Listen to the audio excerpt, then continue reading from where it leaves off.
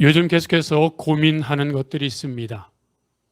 계속해서 마음 가운데 묵상하고 또 기도하기도 하며 그리고 계속해서 생각하는 주제가 있는데 믿음이란 무엇인가? 우리가 하나님을 믿는다고 하고 예수님을 믿는다고 하는데 정말로 내가 생각하는 믿음은 무엇인가? 어떻게 사는 것이 믿음으로 사는 것인가? 지금 내가 처한 이러한 상황 속에서 어떻게 하는 것이 믿음으로 행동하는 것인가?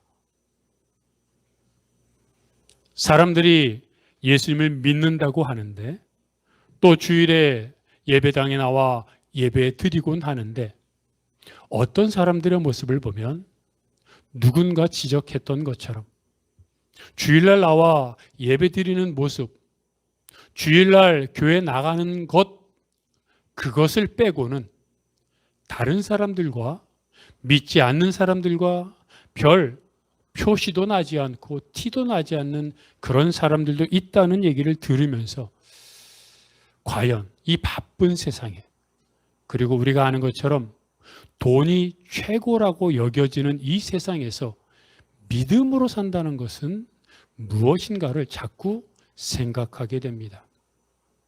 그리고 예수님이 말씀하신 것처럼 겨자씨 한 알만큼의 믿음만 있어도 라고 말씀하시지 않았습니까? 화면에 보여지는 것처럼 겨자씨 한 알의 믿음 얼마나 작습니까? 겨자씨는 흔히 말하기를 세상에서 가장 작은 씨앗이라고 말합니다.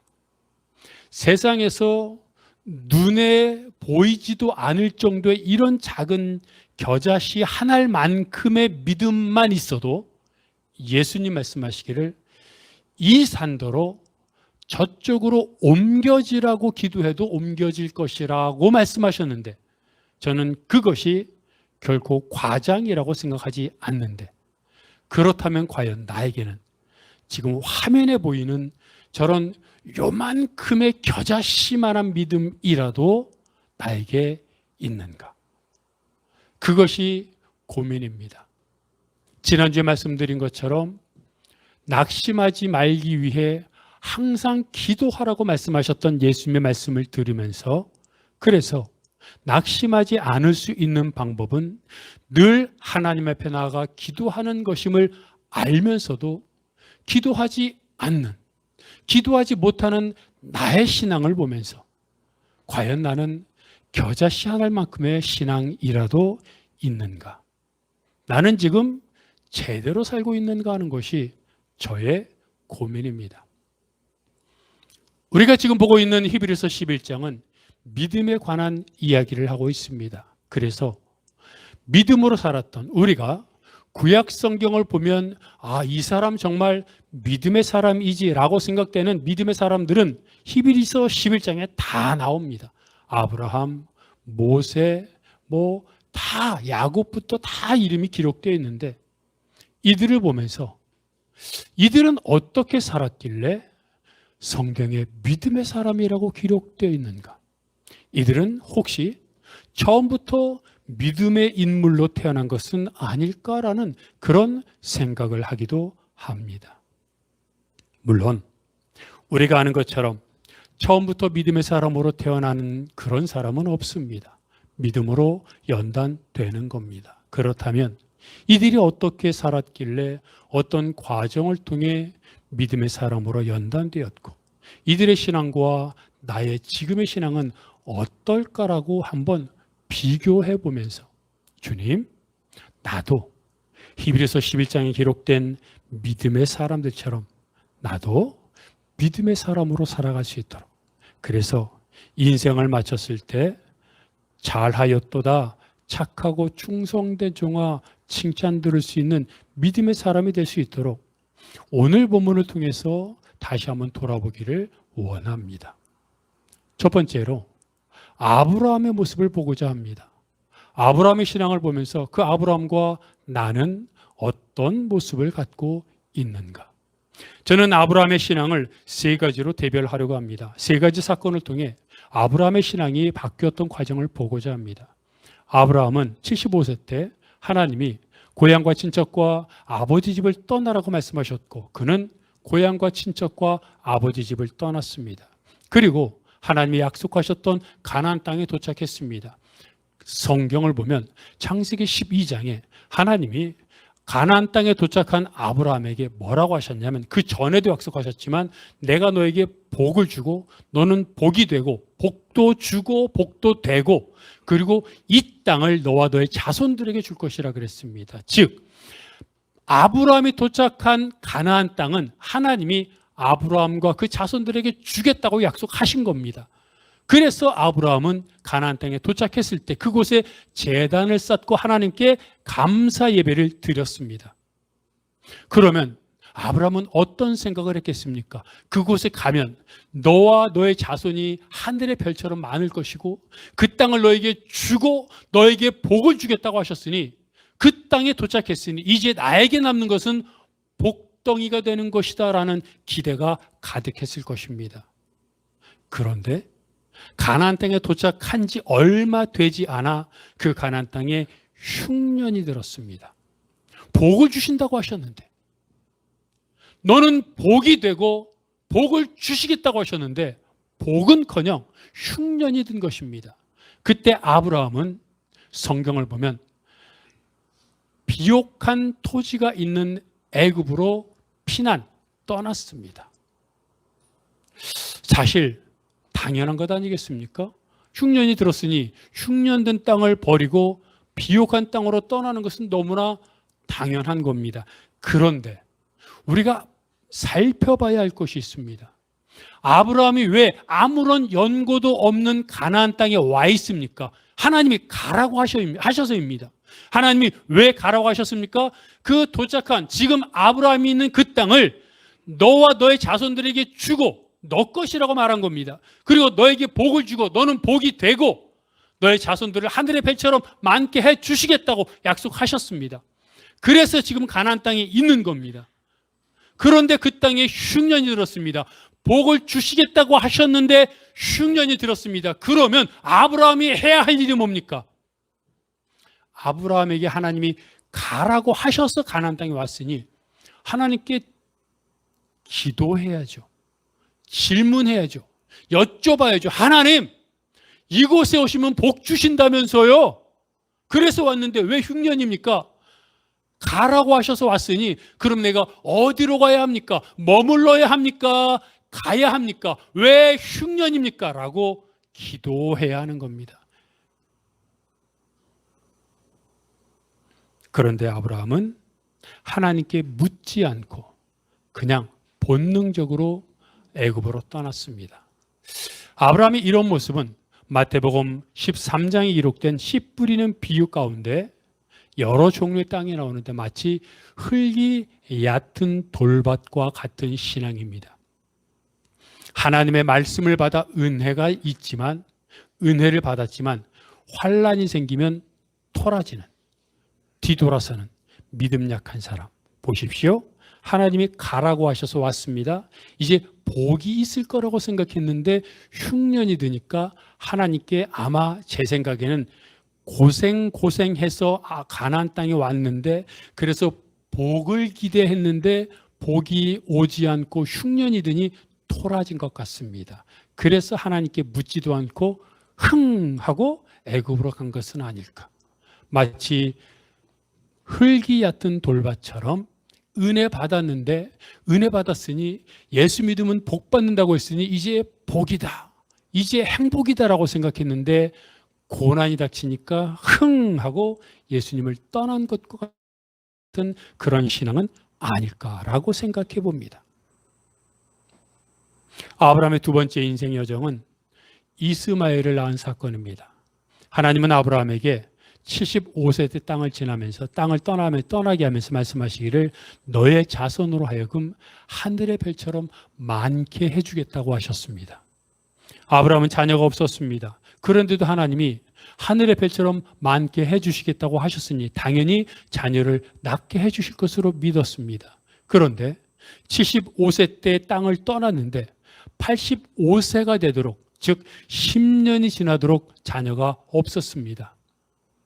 그러자 아브라함의 아내 사라가 나는 자녀를 낳기 틀린 것 같으니 여종을 통해서라도 자녀를 낳으십시오라고 얘기했고, 그래서 아브라함은 여종 하갈을 통해 자녀를 낳았는데 그게 바로 이스마엘입니다. 이스마엘을 낳은 때가 86세니 동침한 때는 85세, 즉 하나님께 약속을 받은 때로부터 10년이 지난 때입니다. 가나안 땅을 떠나 흉년을 피해 애굽으로 갈 때는 흉년이 들자마자 애굽으로 하나님께 묻지도 않고 떠났습니다. 곧바로 떠난 겁니다. 그런데 이스마엘을 낳을 때는 그래도 하나님의 약속을 10년이나 기다렸습니다. 그리고 자기가 자녀를 낳으려고 한 게 아니라 아내의 권유를 받아들여 자녀를 낳습니다. 그래서 처음에 흉년을 피해 가나안 땅을 떠나 애굽으로 갔던 신앙에 비하면 10년이나 기다린, 그리고 아내의 권유를 통해 이스마엘을 낳은 아브라함의 신앙은 그래도 처음보다는 나아진 겁니다. 하지만 결국 어떻게 되었습니까?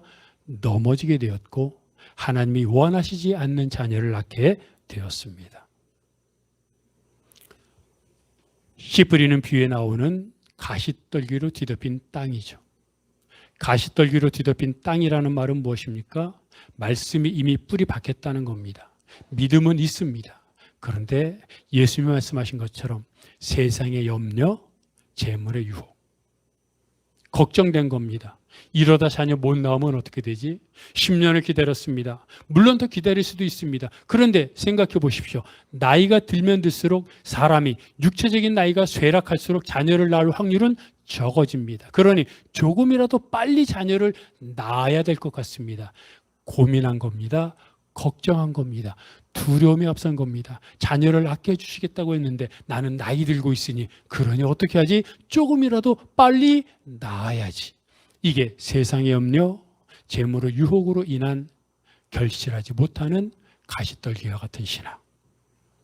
아브라함은 이스마엘을 그런 과정을 통해 낳았습니다. 물론 처음보다는 나았지만 결국 염려함을, 두려움을 이기지 못하고 인간적인 방법을 동원했던 겁니다. 아브라함의 인생에서 가장 하이라이트, 최절정의 시간은 언제입니까? 아들 이삭을 제물로 바친 때입니다. 어느 날 하나님이 아들 이삭을 제물로 바치라고, 즉 죽이라고 말합니다. 얼마나 놀라운 명령이었습니까? 생각해 보십시오.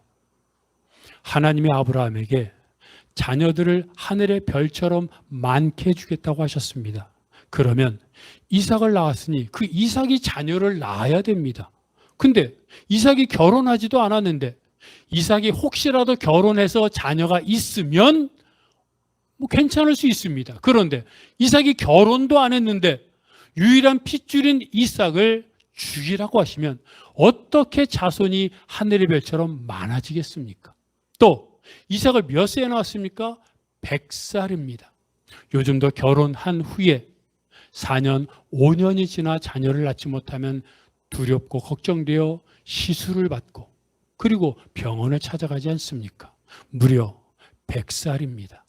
그리고 그 과정 속에 참지 못하고 이스마엘을 낳았던 경험도 있습니다. 얼마나 애지중지하며 얼마나 이거 내 새끼 하면서 얼마나 사랑하고 키웠겠습니까? 근데 그런 이삭을 죽이라고 합니다. 성경을 보면 아브라함이 그 말씀을 듣고 다음날 일찍 모리아산으로 출발한 것으로 되어 있어 우리는 마치 아브라함이 아무런 고민도 하지 않고 태평하게 그 명령을 수행한 것처럼 생각하지만 그럴 수 있습니까? 아무리 믿음이 좋은 사람이라도 행동은 아침 일찍 하나님의 명령을 따르기 위해 길을 나섰지만 그 마음속은 얼마나 복잡했겠습니까? 아마도 우리 같으면 하나님 절대 못 줍니다. 차라리 내가 소 100마리, 양 50마리, 염소 200마리 다 드릴게요. 아니, 내가 알거지 될게요. 아니, 주님, 내 전 재산 가난한 사람들을 위해 다 희생하겠습니다. 그러니 이상만큼은 살려주세요. 이러지 않겠습니까? 이러고 싶지 않았겠습니까? 아브라함 마음에 이렇게 하소연하고 싶은 마음이 왜 없었겠습니까? 그런데 아브라함은 하나님께 이런 반구도 말하지 않습니다. 그냥 묵묵히 수행합니다. 이게 좋은 땅과 같은 믿음입니다. 인내하는 겁니다. 여러분, 좋은 땅을 예수님이 말씀하시기를 뭐라고 해석하냐면 인내라고 표현했습니다. 좋은 땅은 그냥 되는 게 아닙니다. 하나님이 명령하셨을 때 이해할 수 없습니다. 어떻게 하나님 명령을 우리가 다 이해합니까? 따르고 믿는 겁니다. 그게 뭡니까? 인내입니다. 내가 이해할 수 없는 것, 이해할 수 없지만 믿고 따르는 것, 그 과정 속에 내가 얼마나 가슴이 다 들어가고 심장이 쪼그라듭니까? 이게 바로 인내입니다. 그럼에도 믿음의 사람이기에 인내하며 자녀를 제물로 바치려고 행동했던 것입니다.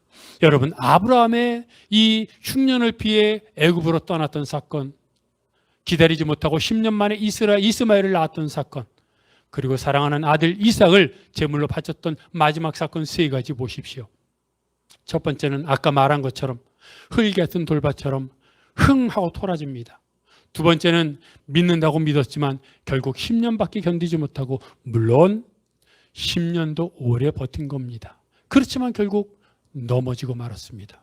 그리고 마지막 이삭을 바칠 때는 자신보다 더 소중한 그 이삭을 바쳤습니다.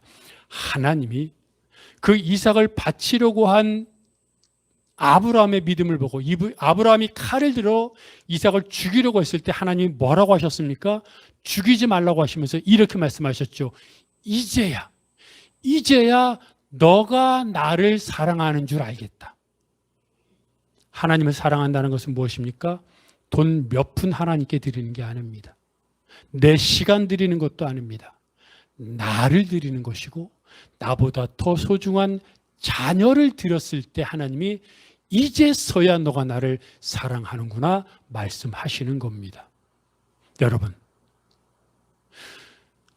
저를 비롯해 여러분, 우리들에게 묻고 싶습니다. 과연 내 신앙은?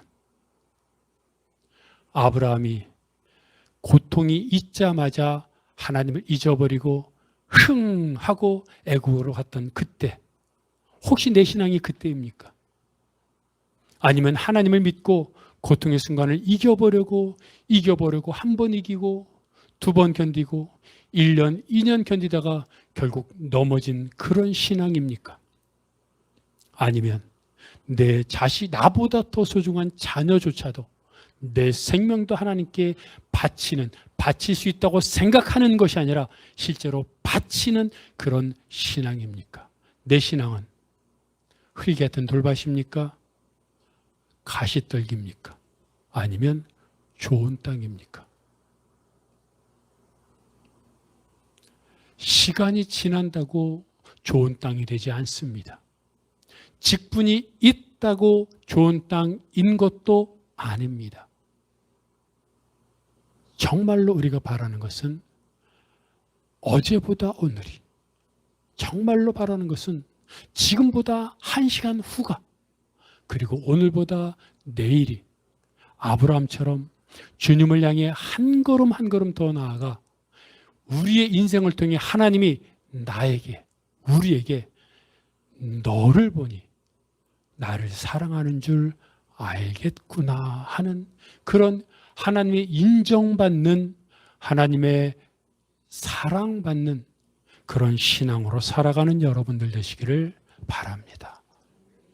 성경은 두 번째로 말하기를 믿음의 경험을 통해서 그렇게 된다고 말합니다. 여러분, 아브라함이 처음에는 흥 하고 돌아졌다가 두 번째는 10년까지는 버텼다가 세 번째는 자기보다 더 소중한 자녀를 그 하나님께 바칠 수 있었던 신앙은 무엇입니까? 시간이 아닙니다. 직분이 아닙니다. 어떻게 그렇게 될 수 있었습니까?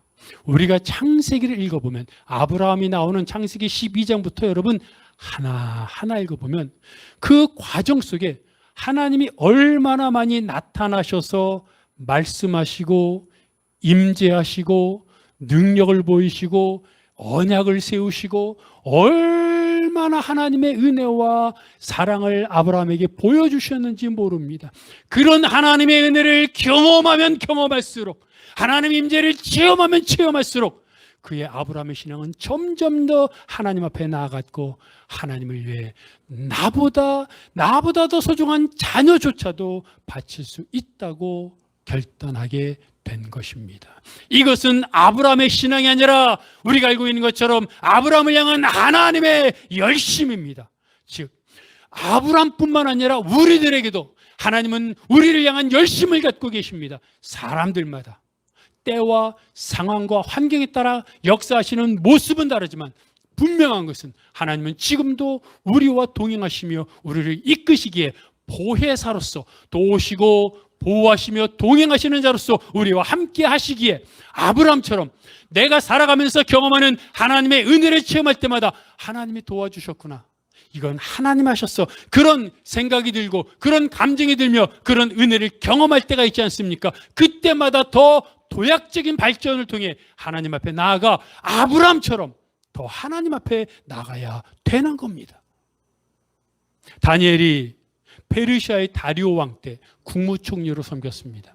근데 다른 정치적인 정적들이 다니엘을 제거하려고, 워낙 신임을 받으니까 제거하려고 다니엘을 주변을 샅샅이 훑었습니다. 그런데 흠을 찾을 수 없었습니다. 하나 발견한 것은 매일마다 하나님께 기도하더라는 겁니다. 그래서 정적들이 생각해낸 방법은 다리오 왕에게 가서, 왕이시여, 한 달 동안 왕을 제외한 어떤 신에게도 기도하지 말게 하시고 기도하면 사자굴에 던지게 하십시오.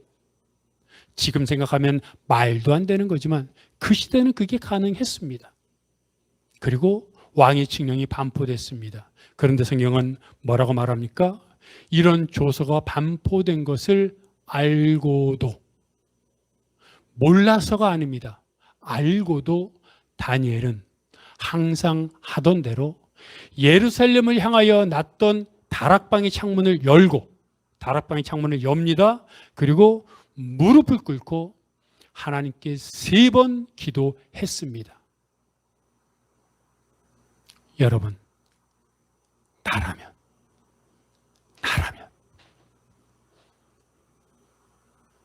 정적들이 나를 없애기 위해 만든 방법 아닙니까?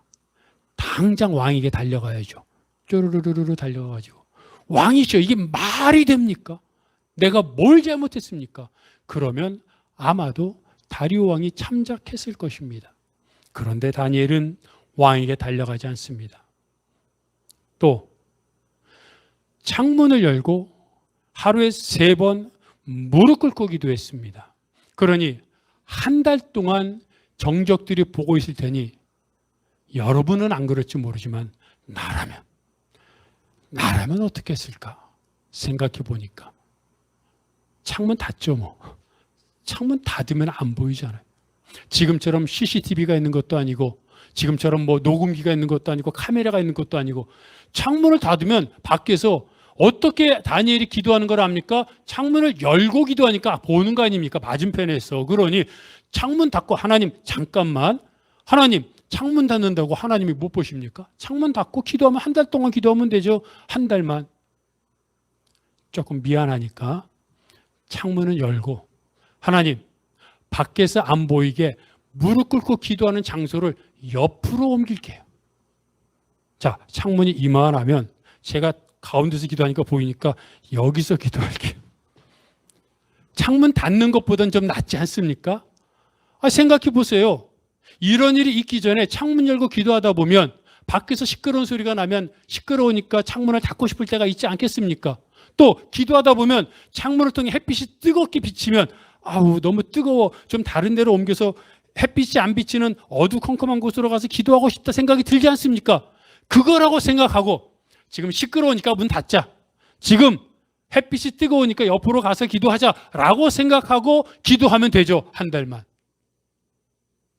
근데 다니엘은 항상 하던 대로 창문 열고 그 자리에서 하나님을 향하여 3번씩 기도했습니다.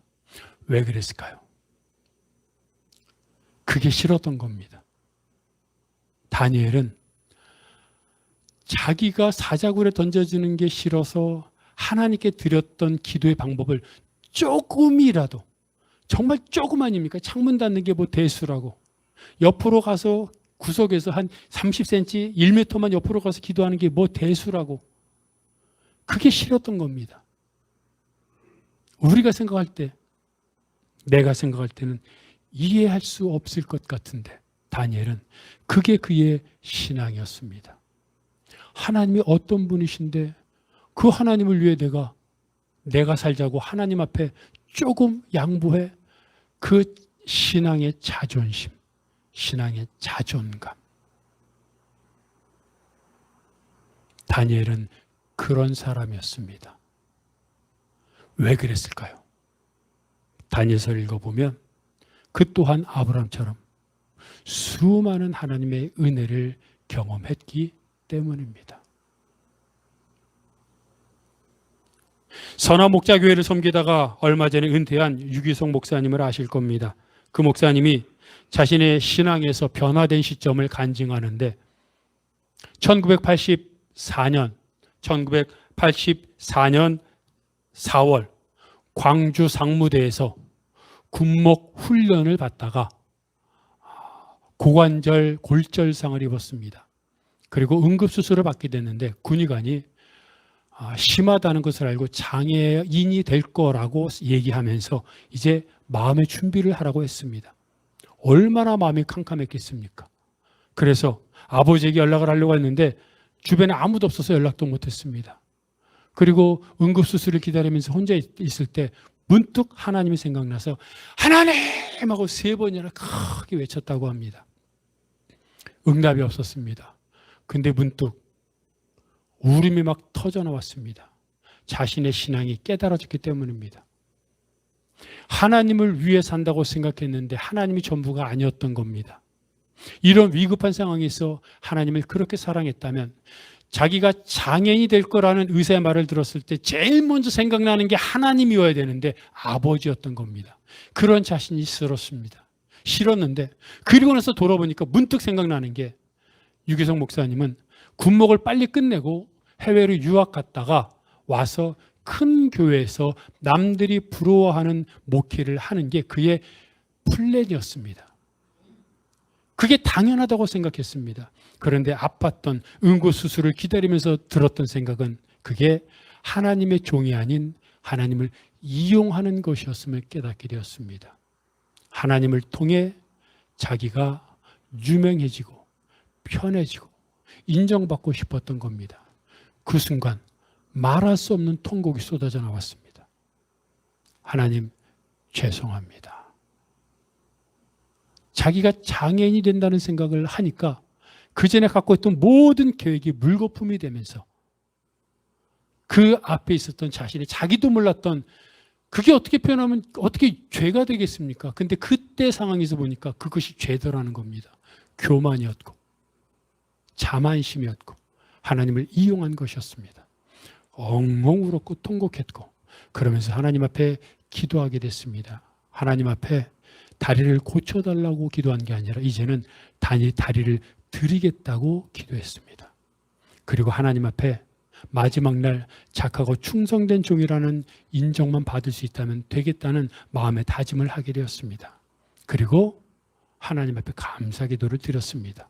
다음 날 아침 수술하러 들어갔는데 그때 마음이 정말로 평안했다고 합니다. 그리고 수술이 힘들었고 3년 동안에 많은 부침이 있었지만 결국 완전하게 치료되었습니다. 그런데 그때가 그분은 말하기를 자신의 인생이 변화되는 결정적인 계기였다고 말합니다.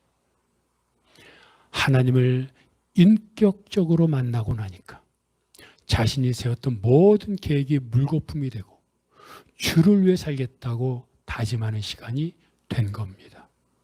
아브라함이 하나님을 만나면 만날수록, 다니엘이 하나님을 경험하면 경험할수록, 아니 그들뿐만 아니라 우리도 하나님의 은혜를 체험하면 체험할수록 그 이전에 갖고 있었던 나의 교만, 나의 자랑, 나의 능력이 아무것도 아니었음을 깨닫게 되고 오직 주를 위해 살겠다는 결단을 하게 되는 겁니다. 그 결단을 갖고 그럼 우리가 세 번째로 하는 고민은 어떻게 살아야 하냐 하는 겁니다. 요한복음 15장에 나오는 포도나무 비유에서는 예수님이 이렇게 말합니다. 너희는 가지니 포도나무에 붙어 있으라. 포도나무에 붙어 있으라고 말합니다. 그런데 포도나무에 붙어 있다는 건 어떻게 하는 게 붙어 있는 겁니까? 주님은 계속해서 포도나무 비유에서 말씀하십니다. 너희가 내 안에 거하고 내 말이 너희 안에 거하면, 내 말이 너희 안에 거하면, 즉 우리가 포도나무에 붙어 있다는 것은 다시 말하면 예수님의 말씀이 내 안에 거하는 겁니다. 그렇다면 어떻게 해야 예수님의 말씀이 내 안에 거할 수 있습니까? 바라봐야죠. 나아가야죠. 주님을 자꾸 대해야죠. 내가 사모하고 내가 바라고 내가 원하는 곳으로 갈수록 그게 더 크게 보이고 그게 더 확장되어 보이고 전문가가 되는 것처럼 내가 주님 앞에 나가 주님의 말씀을 읽고 주님께 나가 기도하고 주님을 바라보며 묵상하고 운전하다가도 일하다가도 화장실에 있다가도 잠을 자다가도 문득 일어나 주님을 생각하며 주여 하고 주님을 외칠 때, 주님을 바라볼 때 그 시간이 포도나무에 붙어있는 시간이 되는 겁니다. 엉덩이가 공부한다는 말이 있습니다. 무슨 말입니까? 오래 앉아 있어야 성적이 오른다는 말입니다. 물론 당연히 집중한다는 건 기본적인 전제가 되는 것이죠. 생각해 보십시오. 일주일 동안 성경 한 장 읽는 사람과 하루에 성경 한 장 읽는 사람과 어떻게 신앙이 같겠습니까? 하루에 한 장 성경을 읽는 사람과 하루에 10장씩 성경을 읽는 사람과 어떻게 신앙이 같겠습니까? 물론 전제가 되는 것은 말씀을 사모하여 간절한 마음으로 읽는 것입니다. 어떤 사람은 시간이 넉넉할 때 10장 정도 여유 있게 읽는 사람이 있고, 어떤 사람은 시간이 없고 또 바쁘고 피곤하고 정말 힘든데도 하나님 말씀을 사모하여 피곤함 졸려가면서 꾸벅꾸벅 졸면서도 하나님을 사랑하는 마음으로 한 장을 읽는 사람이 있다고 칩시다. 여러분, 어떤 사람이 더 간절합니까? 시간이 많은 가운데 10장을 넉넉하게 그냥 독서하듯이 읽는 사람과 피곤하고 시간이 없고 지쳤지만 하나님을 알고 싶어서 한 장을 한 줄 읽고 꾸벅 읽고 또 읽었던데 또 읽고 그러다가 그러면서 한 장을 겨우 읽는 사람과 어떤 사람이 하나님께 더 간절하며 하나님께 나아가겠습니까?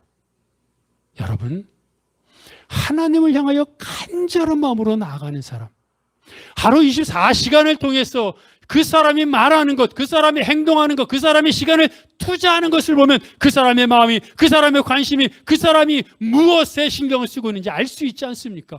자녀들에 대해서는 가만히 있어도 알아서 생각나지 않습니까? 왜요? 사랑하니까. 성경은 말합니다. 시편 1편에서 뭐라고 말합니까? 여호와의 율법을 즐거워하여 율법을 주야로 묵상하는 사람이 복이 있다고 말합니다. 그 사람이 하는 일이 형통해서 복이 있는 게 아닙니다. 하나님께 붙어 있으니까 복이 있는 겁니다. 말씀을 즐거워하는 것이 복입니다. 여러분, 어떻게 말씀을 주야로 밤낮으로 읽을 수 있습니까? 정말로 율법을 즐거워하는 사람 아니고서는 읽을 수 없습니다. 성경은 말합니다. 쉬지 말고 기도하라. 어떻게 항상 기도합니까? 하루에 5분도 힘든데 하나님을 사랑하지 않는 사람은 항상 기도할 수 없습니다. 즉, 하나님을 사모하는 사람이어야만 말씀을 늘 읽고 묵상하고 늘 기도할 수 있습니다. 그런 사람이 아브라함처럼 점점 더 하나님 앞에 나아가 나보다 귀한 자녀조차도 내 생명조차도 하나님께 바칠 수 있고, 그런 사람이 다니엘처럼 사자굴에 던져진다고 해도 창문을 닫는 것조차 허락하지 않는 자존심 있는 신앙인이 되는 것입니다. 우리는 그리스도인입니다. 그리스도는 무엇입니까? 예수 그리스도의 뒤를 따르는 사람입니다. 내가 그리스도인이 맞습니까? 나에게 믿음이 있습니까? 그렇다면 세상 사람들과 달라야 하지 않습니까? 사람들은 돈이 없다고, 몸이 아프다고, 세상이 망가져간다고 투덜거리고 비난하고 그것 때문에 힘들어하지만 우리는 그러하니까 더 하나님 앞에 나아가 말씀 보고 기도하여 그런 상황에도 불구하고 감사와 기쁨과 하늘 보화를 누리는 삶이 우리 안에 가득해지는 것, 그것이 바로 믿음을 가진 믿음의 신앙이니 믿음으로 사는 것입니다. 여러분, 아브라함은 원래 그래, 다니엘은 원래 그래 라고 생각하지 말고 이들도 처음부터 그랬던 것은 아님을 기억하면서 나도 이들처럼 주를 위해 조그마한 것 하나라도 주를 위해 드리고 포기하지 않고 주님과 동행하여 세상을 기쁘게 하는 자가 아니라 하나님을 기쁘게 하는 자, 이런 뜨거운 태양볕에 하나님의 마음을 시원하게 하는 자, 하나님을 호탕하게 웃게 하는 자로 이 땅을 살아가겠다고, 믿음으로 살아가겠다고 다시 한번 결단하는 여러분이 되시기를 바랍니다.